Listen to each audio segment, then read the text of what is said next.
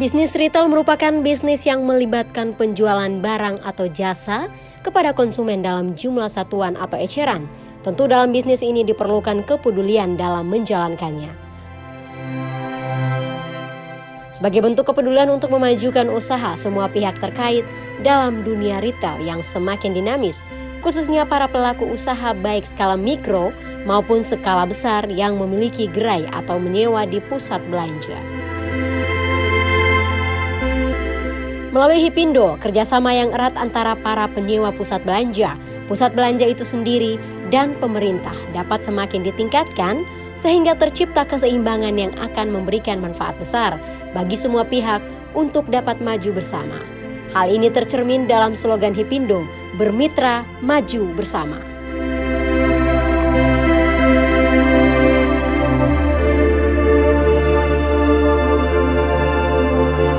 Inilah spesial dialog, evaluasi kinerja dan tantangan industri retail di Indonesia. Halo Sobat Finansial, berdasarkan video yang baru saja kita saksikan, Himpunan Peritel dan Penyewa Pusat Perbelanjaan Indonesia atau Hipindo berdiri pada tanggal 8 Juni 2016 sebagai bentuk kepedulian untuk memajukan dunia retail yang semakin dinamis. Dan para pelaku usaha baik skala mikro maupun skala besar yang memiliki gerai atau menyewa di pusat perbelanjaan difasilitasi dalam himpunan ini. Hipindo memiliki sebuah visi yakni menjadi himpunan penyewa di pusat belanja yang memberikan manfaat yang lebih besar bagi bangsa dan negara. Lalu bagaimana perjalanan industri retail Indonesia di dua periode kepemimpinan Presiden Joko Widodo dan seperti apa peluang-peluang serta harapan dari dunia retail Indonesia untuk pemerintahan baru yang nantinya akan dipimpin oleh Prabowo Subianto. Inilah spesial dialog evaluasi kinerja dan tantangan industri retail di Indonesia. Bersama saya Michael Carlos dan bersama kami sudah ada Pak Budiarjo Idwansyah yang merupakan Ketua Umum Hipindo. Halo Pak Budi ya, saya memanggilnya. Ya Mas Carlos. Iya aja. Pak Budi, kalau kita bicara soal Hipindo, apa sih sebenarnya yang bisa kita mungkin awalnya perkenalkan ke masyarakat soal Hipindo ini? Selain orang tahu bahwa ini adalah himpunan para pengusaha retail. Ya, sebenarnya Hipindo itu ada didirikan betul 8 Juni ya 2016. Kami asosiasi baru. Ya. Kami asosiasi junior lah kalau di dunia asosiasi Indonesia. Namun sangat beruntung di Hipindo ini berkumpul banyak ketua asosiasi. Apa saja itu Pak? Nah, jadi ceritanya Hipindo ini kan namanya Himpunan Peritel. Ya. Nah, kalau di Indonesia ini peritel itu agak unik ya. Karena negara kita tuh negara produsen. Jadi dulunya para peritel tuh awalnya sebagai supplier.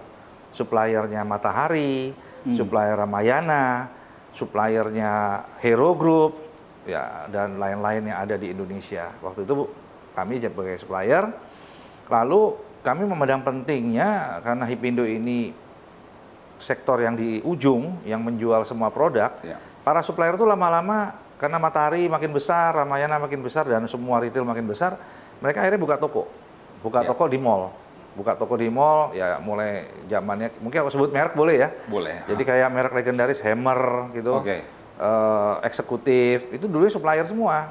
Terus ada Postboy dan yang lain yang baju-bajunya sekarang masih ada juga. Nah itu cikal bakalnya Garment dulu ya, dari Garment mereka menjadi toko retail, mereka buka di mall, mereka akhirnya bergabung menjadi cikal bakal retail Indonesia. Belum termasuk restoran, ya seperti kita tahu Sari Ratu nih. Dulu tuh punya Dep Store, namanya Grand Melawai Dep Store di Melawai situ. Jadi sebelum buka Sari Ratu, Pak Awines itu departemen store, teman-temannya Pak Hari dan Wawan juga. Nah akhirnya mereka buka Sari Ratu. Nah itu awal mulanya restoran Padang masuk ke mall. Apa yang mendorong ini para asosiasi-asosiasi ini kemudian bergabung ke himpunan? Ya, jadi ada asosiasi handphone juga, saya tambahin dulu ya. Jadi Era Jaya itu ada ketua Asosiasi Ponsel Indonesia. Di kami ada ketua umum Waralaba Indonesia, Ibu Levita. Ada juga asosiasi pengusaha garment, asosiasi supplier Matahari. Saya juga founder dari asosiasi pemasok. Juga ada pengusaha kebutuhan rumah tangga. Artinya banyak deh, semua asosiasi berkumpul.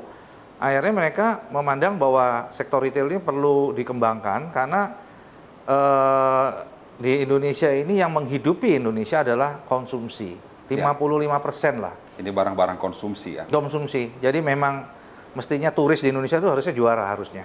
Ya kita berusaha makanya itu yang membuat kita membuat Hipindo dengan 5 logo. 5 logo itu satu logo 5 tangan. Nah, tangan pertama itu retail ya pastilah. Tangan kedua mall. Ini gandengan tangan gitu ya. Tangan ketiga itu adalah supplier. Tangan keempat adalah pemerintah dan tangan kelima adalah karyawan. Ada 5 pilar. 5 pilar. Kalau nggak ada itu, ekosistem retail nggak jalan. Ya. Kita butuh barang, makanya retail itu kan bukan pabrik.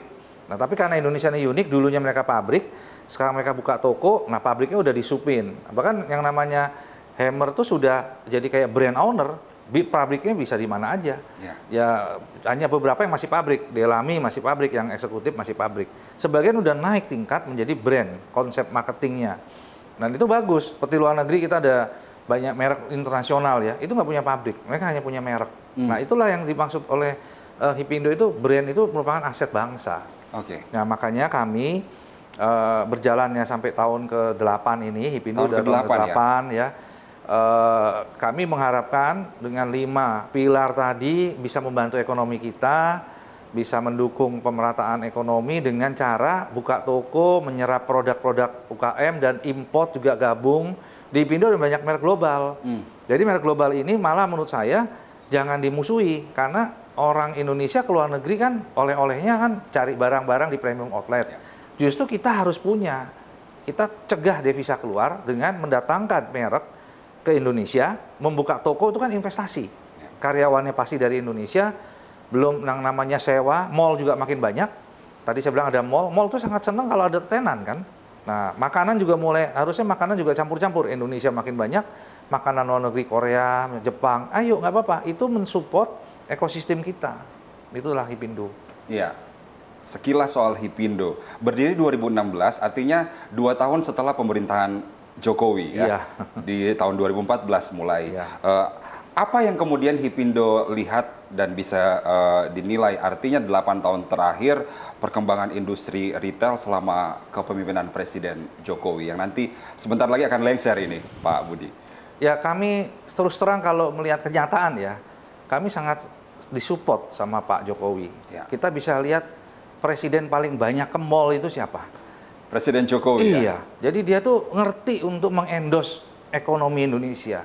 Dia makan di mall, dia juga bawa cucunya ke mall, ya selain ke pasar tradisional ya. Bahkan merenovasi mall tertua ya, Sarina ya. Juga di bawah pemerintahan beliau Sarina. Jadi memang mengerti bahwa Indonesia ini sektor domestiknya dalam konsumsi itu harus dijaga. Jadi di mall itu juga beliau juga mendukung sekali di bawah pemerintahan itu adalah itu yang namanya jalan tol. Ya kami sangat, yang namanya retail itu kalau macet kan juga repot ya. Nah sekarang retail di daerah hidup. Ya kita kalau bicara Bandung, bicara ada WUS juga ya. Semarang itu ada jalan tol hanya berapa jam itu, ke Surabaya bahkan bisa hari ini juga nyampe. Rest area banyak bertumbuhan retail. Bandara sekarang udah ada banyak retail. Kalau ke bandara sekarang kayak ke mall. Mau makan ada aja apa gitu ya. Nah, kalau naik WUS ke Bandung itu stasiunnya kayak mall ya. Ya memang itu memang harus seperti itu. Ya itu yang memang, cuman turisnya kurang banyak, nah kita harus undang turis luar negeri. Jadi kalau pendapat kami tentang Pak Jokowi itu, satu, kami dibantu banyak dengan, secara nggak langsung mereka, Pak Presiden datang ya, beli baju lokal juga, itu membantu teman-teman kami yang fashion, makan, itu kuliner.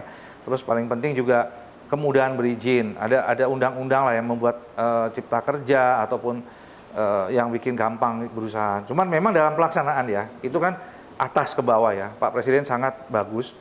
Cuman dalam pelaksanaan memang perlu waktu ya. Yang namanya birokrasi kan nggak bisa langsung secepat itu. Nah, tapi bagaimana memulai support terhadap industri retail ini sudah dimulai dan bagus sekali begitu ya Pak? Sudah sangat dengan bagus. Kata lain, ya? Termasuk nanti ya tantangan-tantangannya kan kita juga akan terangkan. Jadi banyak support ke retail dan juga dukungan untuk merek Indonesia ke luar negeri. Pak Presiden itu di 2019 itu sempat hadir di acara Hipindo, menginstruksikan berangkat bawa merek-merek lokal ke luar negeri. Dan itu sudah kita lakukan. Jadi kita sudah di Malaysia kita sudah, tapi memang kita nggak berani jauh-jauh dulu ya, kita kan ke negara tetangga dulu. Jadi sudah dukungan beliau untuk merek lokal itu sudah terlihat dari arahan-arahannya itu. Ya. Bagaimana semua ini kemudian dilihat Pak Budi itu mendukung ekonomi kita Indonesia? Ya, balik lagi kalau retail itu padat modal, padat tenaga kerja, dan juga konsumsi Indonesia tadi domestik 55%. Oke. Kalau Angka yang besar. Angka besar. Ya. Kalau retailnya ini ada masalah, pasti turun imbasnya ke supplier tadi tuh. Retail itu kan ngejual aja. Produksi Indonesia apa aja masuknya ke retail. Bahkan yang namanya mungkin ya kopi teh itu ujung-ujungnya kan antara dijual langsung diminum atau dijual pakai bubuk, itu kan di supermarket ujung-ujungnya juga UKM semua juga banyak. Nah, jadi retailnya sangat penting. Makanya saya lihat perhatian Pak Presiden dengan jalan tol, bandara, infrastruktur itu memudahkan retail berkembang. Bahkan sekarang kita pingin ke Kalimantan atau ke mana aja itu sudah ada bandara-bandara, itu sangat mendukung kita. Jadi infrastruktur yang dibangun dalam program yang begitu masif pemerintahan Presiden Jokowi itu salah satunya juga dalam mendukung dinamika retail itu ya? Sektor offline. Kami kan offline. Offline. Harus ada orang yang traffic orang. Ya.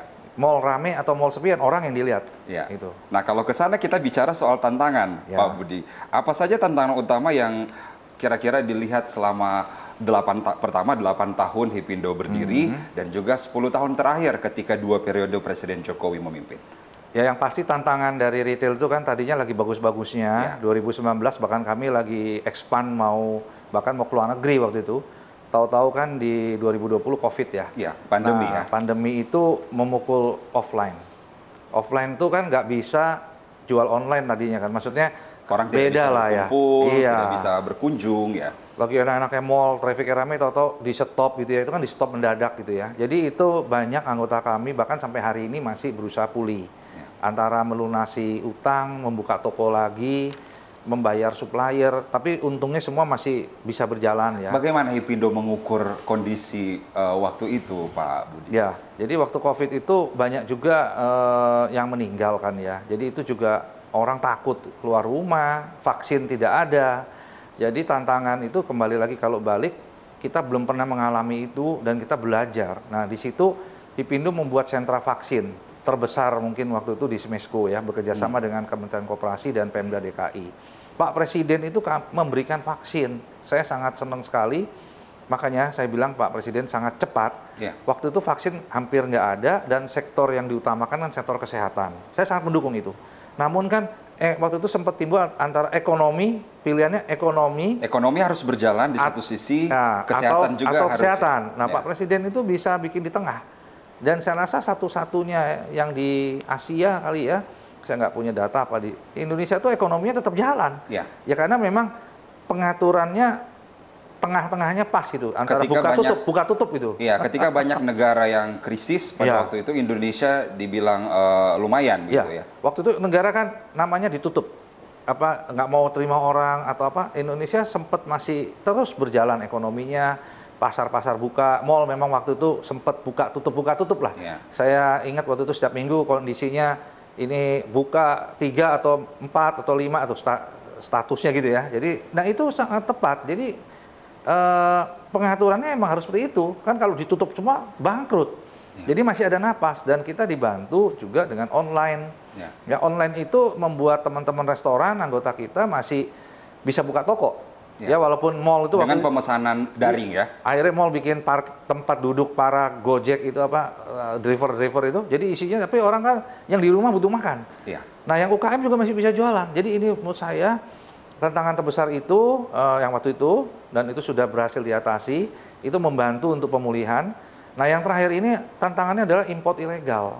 Impor ilegal. Ya, ini sangat mesti segera dilakukan gerakan-gerakan untuk memberantas atau mengurangi. Apa yang menjadi concern dan kira-kira fokus utama yang harus dilihat dari persoalan impor ilegal? Impor ilegal ini mematikan UKM pasti, karena makanya karena Indonesia ini bagus ya, daya belinya masih ada 55% sektor domestik konsumsi. Tapi orang sulit kah untuk memfilter ini barang asli atau semacam itu atau seperti apa? Nah, jadi karena pasarnya bagus, dari luar masuk harusnya ada pencegahan yang barang-barang yang tidak berizin, ilegal, tidak bayar pajak, dan terutama yang dumping gitu ya, itu untuk kelas bawah. Nah, di kami memang ada kelas bawah dan kelas menengah dan atas. Di kami ini jadi dipukul rata. Pemerintah berusaha sangat keras untuk membendung ini. Namun terimbasnya adalah yang udah resmi, yang sudah buka toko, bahkan sampai mall itu bisa stop, toko itu bisa nggak buka kalau semuanya dipres, artinya dilakukan disamaratakan. Harusnya yang ilegal itu kan yang di bawah, yang murah-murah, yang Rp10.000, yang Rp12.000, pokoknya barang-barang murah itu kan menghancurkan industri dalam negeri. Bukan barang branded yang notabene ada sepatu yang harganya 3 juta itu nggak makan memukul UKM. Tapi kita terkena semua sehingga Indonesia itu yang saya bilang, penduduk Indonesia lihat harga kita lebih mahal 30%. Mereka berangkat ke luar negeri belanja. Dan orang turis asing ke Indonesia, komennya Indonesia ini is not destination for shopping, mahal nih. Waduh. Nah, kita harapkan ini bisa dibantu, diselesaikan. Ya. Apa kira-kira yang menjadi fokus dari Hipindo sendiri untuk persoalan ini bisa cepat selesai? Tentunya kolaborasi ya, Pak Budi, dengan pemerintah. Apa yang sudah dilakukan baru-baru ini? Kita sih sudah lakukan, terima kasih kepada Kemenko Equin, Kemendak, ada Satgas Ilegal, terus Kemenko Equin mendukung program BINA. BINA tuh belanja di Indonesia saja. Belanja di Indonesia saja ini, moga-moga tahun ini kira kita launching. Termasuk dalam program belanja Indonesia aja tuh kita juga ingin mendatangkan pameran, konser musik, supaya orang luar datang, jangan orang kita keluar. Iya, gitu malah nonton konsernya, tapi memang penyanyinya harus penyanyi luar negeri. Ya kalau kayak penyanyi Indonesia mungkin Agnes Monica, mungkin harus bikin konser. Tapi kita harus cari yang ya misalnya Blackpink, ya itu Taylor Swift, itu undang. Biar hotel penuh, taksi penuh, bandara penuh, itu mall penuh, gitu karena itu yang kita harus lakukan. Nah, ini moga-moga bisa berjalan. Jadi shopping itu kan selain produknya juga ada aktivitasnya harus dilakukan. Itu. Pak Budi, sebelum kita membahas soal harapan-harapan dan peluang pada kepemimpinan baru, nanti ada Pak Prabowo Subianto yang akan memimpin mulai bulan Oktober nanti. Tantangan lain misalnya, sekarang orang menganggap bahwa dunia daring yang semakin masif begitu ya, teknologi yang semakin masif, ada tidak sih tantangan dari bidang teknologi semacam ini yang dilihat Hipindo sebagai bentuk problem yang harus benar-benar diantisipasi begitu? Ya, kalau daring itu tadi saya sebutin kan menolong daripada waktu COVID ya, digitalisasi itu menolong. Justru menolong ya? Ya, dan kalau menurut saya itu import ilegal itu sekarang banyak dijualnya di online. Nah, itu sebenarnya bukan teknologinya yang salah. Teknologinya kan nggak ngerti nih, barang ilegal apa enggak. Teknologi hanya sebagai platform gitu ya. Kalau kita yang resmi jual di online pasti resmi. Ya mau apa aja barangnya udah bayar pajak, bayar semua, bahkan ikutin peraturan pemerintah, SNI, BPOM.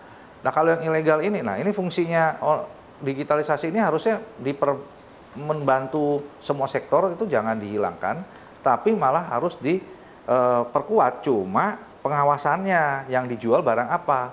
Kalau barang berbahaya jangan dong, kan takutnya kan kita nggak bisa. Kalau di offline ada pengawasan, jadi bisa tokonya dipegang barangnya, diperiksa.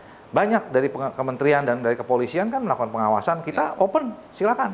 Tapi selama itu memang ada anggota yang sengaja sama nggak sengaja, kita himbau yang nggak sengaja itu ya harus dikasih sosialisasi dulu. Tapi Hipindo mendorong itu ya? Dia mendorong itu. Kita selalu pro harga eceran disuruh pemerintah, kita ikutin.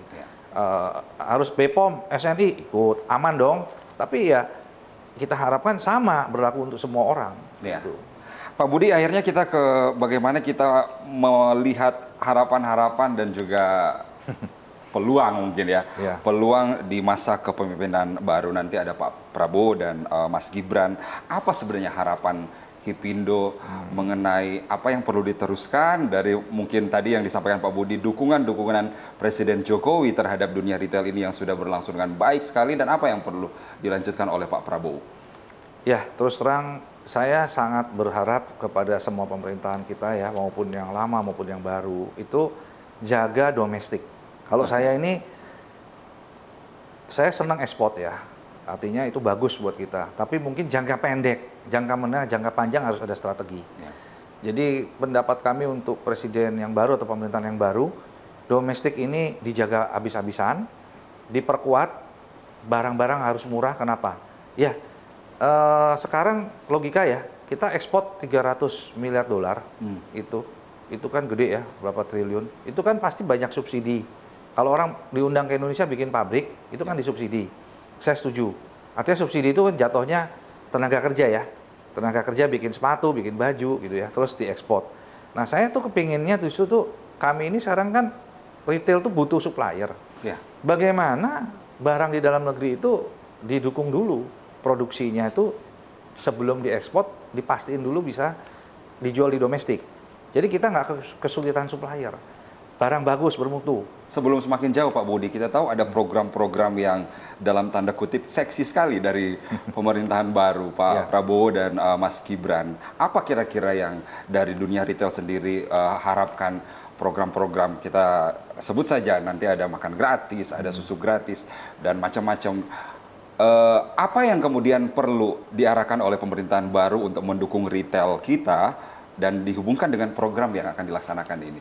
Ya, jadi saya kalau dari posisi saya, itu kan berarti spend money-nya di dalam negeri ya. Terus sesuai yang saya sebutkan tadi, berarti kalau domestik itu apapun juga ya, mau belanja, mau makan asal di Indonesia, itu bagus. Ya, daripada makannya di luar negeri kan. Ya. Nah, uangnya kesini uangnya aja di sini. gitu ya. Jadi selama uangnya di Indonesia, muter, apalagi makan siang gratis, itu kan mengurangi beban ibu-ibu.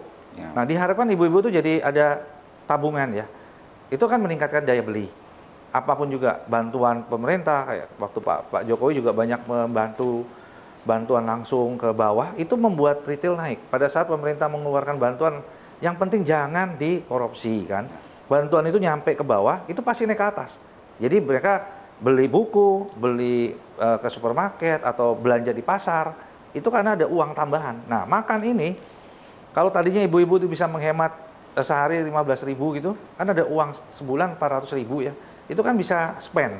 Iya. Nah, ini yang saya harapkan dipakai itu sudah tepat. Artinya program apa saja, ya. Yang penting kalau kami kan belanja di Indonesia. Ini kalau Pak Prabowo kan makan di Indonesia ya. Ya sama aja. Yang penting uangnya bisa dipakai. Itu kita dukung. Yang penting adalah perputaran uang di dalam negeri. Dalam gitu negeri. Jangan uangnya dibawa keluar. Malah kalau perlu orang luar datang. Makanya ini kita berupaya turis tuh bawa uang ke Indonesia, spend dolarnya. Tadi yang disampaikan Pak Budi, domestiknya yang perlu diperhatikan dan dipertahankan. Jadi semua orang ada kerja, ada makan, inflasinya terkendali, harga-harga barang pasti murah karena uangnya beredar di sini. Oke.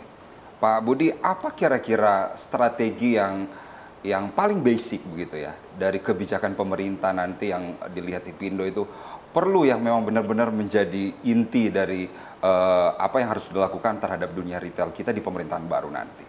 Ya, kepastian hukum ya itu harus ditegakkan untuk yang tadi, yang udah bayar pajak, udah ikut aturan, nggak boleh bersaing dengan yang ilegal. Yang ilegalnya harus diselesaikan. Jadi Indonesia ini uangnya masuk ke negara, ke pajak, dan persaingan sehat. Ya kalau enggak kan nggak sehat. Saya harganya kalah sama yang nggak bayar pajak. Nah itu paling penting. Nah setelah itu paling penting kalau udah bisa diberesin. Dan yang kedua pentingnya adalah domestik. Jaga domestik ini, perbanyak program subsidinya untuk domestik. Subsidinya bisa subsidi silang. Ya kita import. Saya juga import banyak kan Hipindo, kan bayar pajak. Ya pajaknya jangan kemana-mana, dibalikin ke konsumsi, dibalikin ke buka toko, bantuan langsung ke rakyat menengah bawah. Gitu. Ya. Bicara soal pajak, ya kita tahu ada kenaikan PPN 12%. Dampaknya apa kira-kira kalau dilihat Hipindo ini terhadap industri retail? Jadi seperti tadi. Kayaknya ini tarik nafas panjang. Kan kami udah resmi ikut aturan.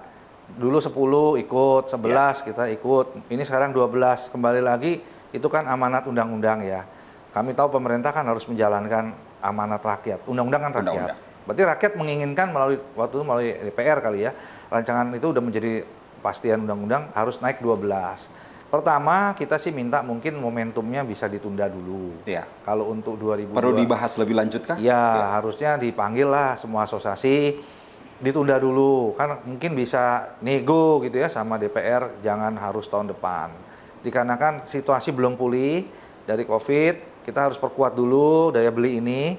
Namun kalau memang nggak bisa kan namanya juga kami selalu mendukung peraturan pemerintah, kebijakan. Paling nggak ada kenaikan 1% itu kan bisa diimbangi dengan dikembalikan. Ya. Jadi dikembalikan pemasukan tadi itu untuk stimulus daya beli. Jadi dikembalikan ke bawah. Jadi rakyat bisa mendapat benefit apa subsidi ini misalnya subsidi apa yang membuat mereka lebih ringan. Kalau untuk retailnya kami minta dibantu. Kalau kami sudah store, berarti kan kami nyetor 12. Kami kan store, ya. Kami sekarang 600 triliun kira-kira.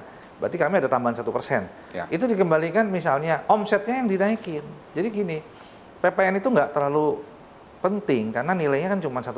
Ya. Tapi omsetnya, ya itu balik lagi, domestik ini kalau omsetnya naik, misalkan jadi 1.200 triliun, mungkin nggak usah naikin PPN, malah turunin PPN mungkin jangan-jangan. Ya karena kan gede omsetnya. Makanya harus dibikin dengan PPN naik ini membuat ekonomi kita naik. Jadi jangan masuknya dari restribusi, tapi dari stimulus ini. Ini dapat duit, dibalikin lagi, kuenya domestik kita bisa gede, uangnya dipakai balik gitu. Artinya analisa-analisa semacam ini seharusnya menjadi pola komunikasi pemerintah kah? Atau DPR dalam hal ini bagaimana bicara dengan asosiasi-asosiasi seperti itu, Pak Budi? Ya kami... Gimana sih sejauh ini komunikasi dengan himpunan atau asosiasi-asosiasi pengusaha? Ya kami sudah sampaikan sih waktu itu ke Pak Dirjen Pajak, Pak Utoyo, sudah juga sampaikan ke asosiasi Kadin gitu ya. Ya prinsipnya sih coba dibicarakan lagi. Ya. Ini kan ada pemerintah baru, mumpung masih momentumnya bagus, pemerintah baru jangan langsung action dulu, apa di regroup lagi, solusinya gimana gitu. Ya kita sih akan dukung, cuman kan dipakainya kemana yang tadi saya sebutkan tadi bisa balik meningkatkan ekonomi kita. Iya, tapi sikap-sikap terhadap PPN 12% ini apakah juga seragam dari industri retail sendiri atau samakah pandangan himpunan Hipindo dalam hal ini dengan para retail di sektor real? Kita kan ada banyak asosiasi, ada asosiasi handphone, asosiasi supplier dan lain sebagainya. Semua rata-rata minta menunda sih. Tunda ya Pak? Ya, cuma kan kami kembali lagi as asosiasi mitra partner pemerintah, siapapun juga pemerintahnya, ya kalau memang harus dijalankan karena tadi amanat undang-undang, pemerintah kan harus menjalankan. Ayo kita kumpul, kita ketemu, cari mungkin teknik-teknik atau teknisnya supaya bisa malah bagus buat ekonomi kita. Pak Budi, di akhir kita sudah di ujung perbincangan kita, apa harapan dari Hipindo sendiri untuk dunia retail yang tadi di pembuka saya mengatakan semakin dinamis. Ada perkembangan teknologi, ada juga dinamika masyarakat yang apalagi Indonesia pola konsumsi dari masyarakat yang begitu besar gitu. Apa harapan dari Hipindo ke depannya? Ya harapannya ada 1-2 poin lah. Satu poinnya itu kemudahan berusaha. Kemudahan berusaha. Ya, jadi orang kalau udah mau buka toko itu kan udah keluarin tabungan, mungkin beli tanah atau nyewa, itu semua kan uang di depan. Sejauh ini apa yang bisa kita evaluasi dari kemudahan berusaha di Indonesia? Iya, itu bisa sesi sendiri itu. Kemudahan berusaha itu ya, tapi singkatnya banyak sekali aturan dari misalnya wali kota, bupati, gubernur sampai perlu disederhanakan. Iya, jadi itu mau buka toko itu kok susah benar gitu ya. Padahal orang tuh udah, tapi kalau buka online kok gampang. Nah ini kan sekarang online ini jadinya kan, ya kalau online-nya jual barang resmi gitu loh ya. Kalau online-nya nggak resmi, yang resminya susah.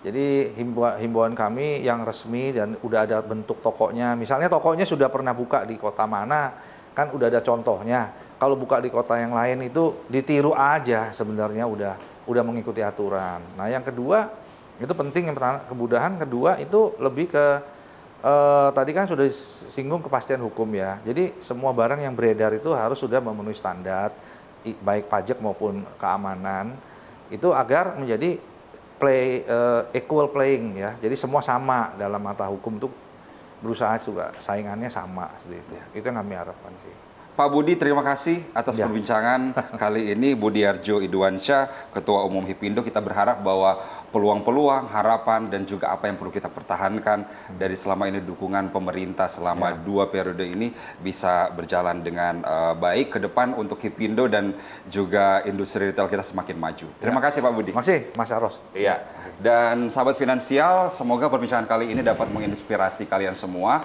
Untuk informasi berita ekonomi, klik www.kabarbursa.com. Saya Michael Carlos, terima kasih, sampai jumpa.